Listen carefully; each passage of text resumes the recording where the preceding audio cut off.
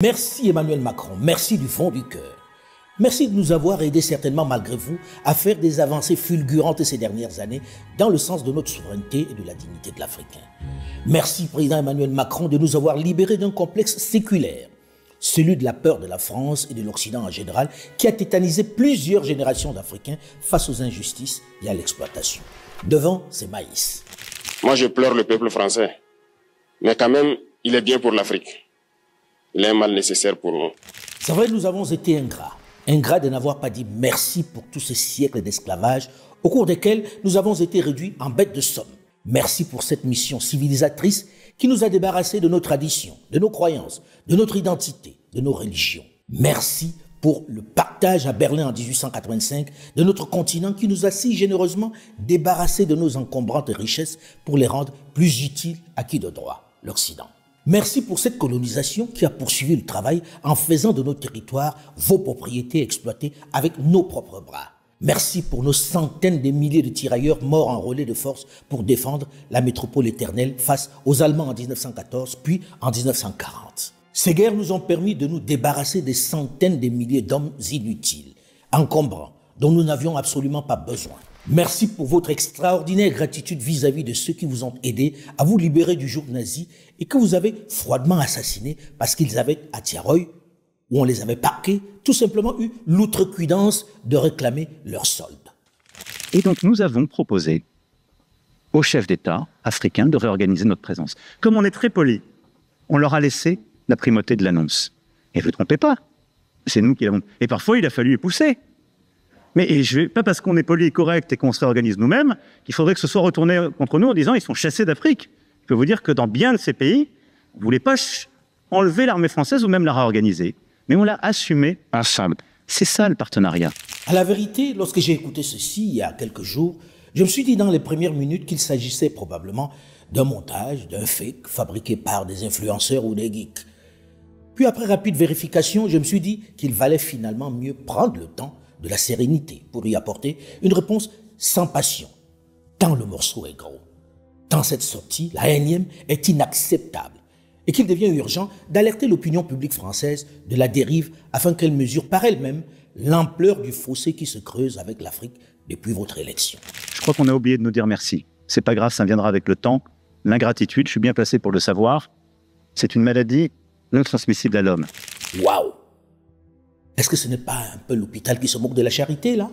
Je voudrais exprimer mon indignation vis-à-vis des propos tenus récemment par le président Macron qui frise le mépris envers l'Afrique et les Africains.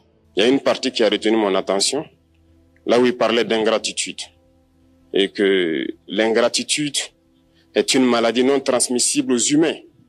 Lui, il est humain. Notre ingratitude n'est pas transmissible à lui. Voilà comment ce monsieur voit l'Afrique, voit les Africains. Nous ne sommes pas des humains à ses yeux. Une chose est certaine, cette sortie du président Macron n'aura laissé personne indifférent au sud du Sahara. Et ce n'est pas pour l'encenser, non.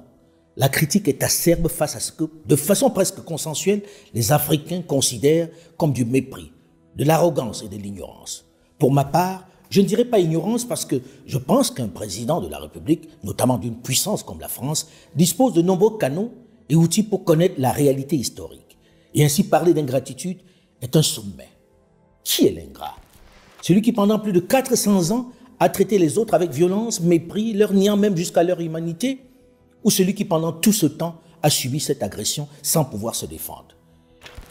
Figurez-vous que nous étions persuadés que ce sont les autres qui nous demanderaient pardon. Avec un sentiment de honte,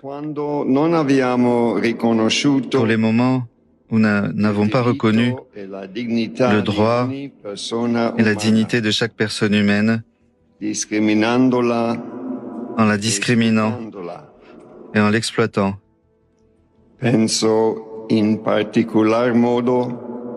Je pense en particulier au peuple indigène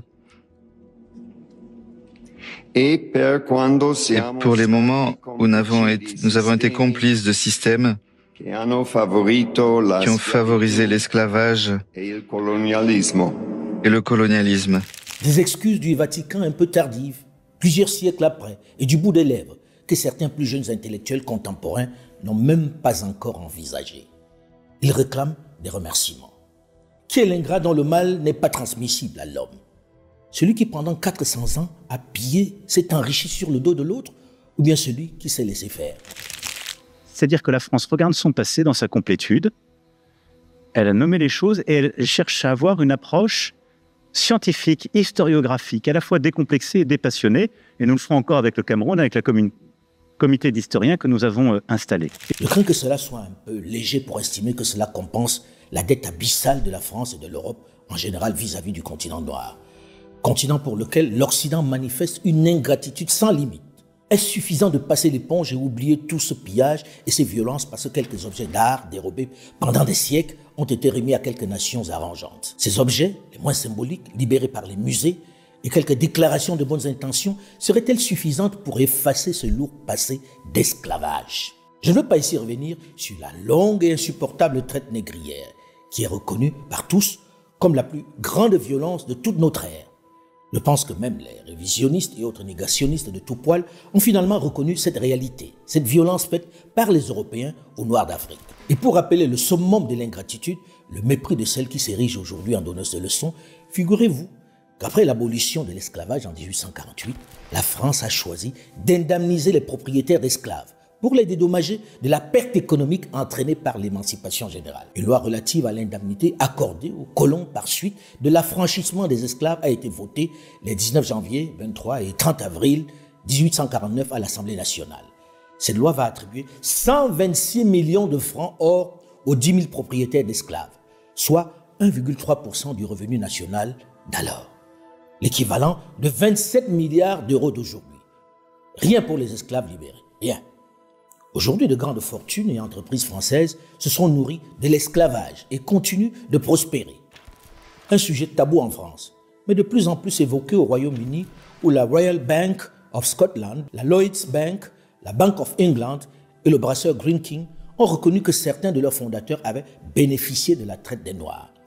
Une base de données britannique de University College of London, nommée British Slave Ownership, a publié des informations exhaustives sur les expéditions négrières pour que les entreprises reconnaissent leurs liens avec la traite transatlantique. Et en France, silence radio. D'abord, nous avons un agenda qui doit sortir en quelque sorte des obsessions du passé. J'ai fait le maximum des efforts et je continuerai de le faire pour regarder les questions historiques, culturelles et mémorielles. Je crois que nous l'avons fait avec beaucoup de sincérité ces dernières années et du travail inédit qui a été fait sur l'Algérie, avec la commission Stora, en passant par le discours qui a été donné en moment par le ministre à Tiaroy pour le Sénégal, à la politique de restitution des œuvres d'art, conformément à l'agenda de Ouagadougou que j'avais évoqué. Nous avons, ces dernières années, profondément changé ce logiciel. Si les quelques objets cultuels rendus à l'Afrique ces dernières années viennent solder ce compte, alors reconnaissez qu'on est loin de l'équilibre, très loin. C'est presque ridicule. Et les entreprises qui ont bénéficié de cet esclavage enrichissent encore leur pays avec les fonds issus de cette traite négrière. Question de rappeler à ceux qui balaient d'un revers de la main ces revendications en les renvoyant au passé. Elles sont d'une criante actualité. On oublie seulement une chose, c'est qu'une grande partie de l'argent qui est dans notre porte-monnaie vient précisément de l'exploitation depuis des siècles de l'Afrique. Pas uniquement, mais beaucoup viennent de l'exploitation de l'Afrique. Alors, il faut avoir un petit peu de bon sens, je ne dis pas de générosité, de bon sens, de justice, pour rendre aux Africains, je dirais, ce qu'on leur a pris. Parce que l'histoire de l'esclavage, nous devons la connaître, l'enseigner et en tirer toutes les leçons pour que l'exploitation des êtres humains puisse être combattue avec la plus grande énergie. Il serait temps de l'apprendre dans les écoles de France et de Navarre pour mettre un terme au déni. Et si vous n'en avez pas envie, laissez-nous apprendre à nos enfants, à notre jeunesse, l'histoire de cette tragédie, afin qu'elles ne puissent plus laisser cela leur arriver, afin qu'elles sachent la vérité, la vraie, pas celle des vainqueurs. Je ne veux pas revenir non plus longuement sur le partage et le pillage de l'Afrique par les colonisateurs qui ont saigné le continent et ses enfants pendant plusieurs siècles. Chacun en mesure les conséquences. même si certains aujourd'hui, ministres dans le gouvernement de François Bayrou en France, estiment qu'elle a été, par certains côtés, positive. Parce que la colonisation, c'est bien entendu des heures qui ont été noires, mais c'est aussi des heures qui ont été belles, avec des mains tendues, etc. Et donc, vous avez bien entendu. Et figurez-vous qu'il est ministre de l'Intérieur dans l'actuel gouvernement de France. C'est dire le chemin qui reste à parcourir pour soigner cette maladie des animaux non transmissibles à l'homme qu'est l'ingratitude. Les conséquences de la colonisation ne se gomment pas à coups d'opérations de com, non. Elles se traitent dans le respect et l'écoute de l'autre.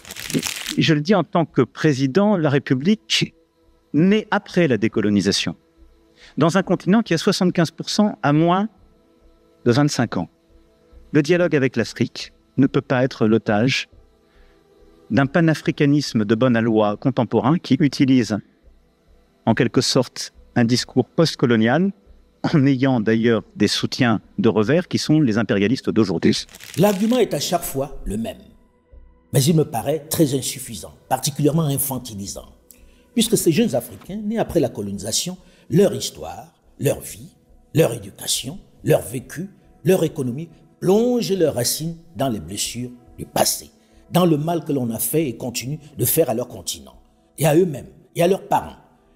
Qu'elles soient nées hier, ou aujourd'hui, ou pendant la colonisation, la jeunesse est le fruit de cette histoire. Et je pense que si l'on parle encore à juste titre de l'Holocauste, avec autant d'émotion, autant de gravité, la majorité des Juifs, encore actifs, sont nés après les camps de concentration allemands. Pourtant, leur vie reste fortement impactée par cette tragédie qui a eu lieu il y a 85 ans déjà. La colonisation ne s'est officiellement terminée qu'il y a une cinquantaine d'années et se poursuit sous d'autres formes. Il est donc logique de lui accorder la place qu'il faut, de lutter contre celle plus rampante qui continue sournoisement de piller l'Afrique. Ce n'est donc pas un lubi de pseudo-intellectuel en mal d'argument, non. La colonisation, comme la traite négrière, reste présente dans la vie de tout Africain. Et le néocolonialisme n'est pas une vue de l'esprit comme semble le penser la vraie classe intellectuelle française. Les pillages dans les mines de RDC, de Guinée, les contrats léonins d'arrêt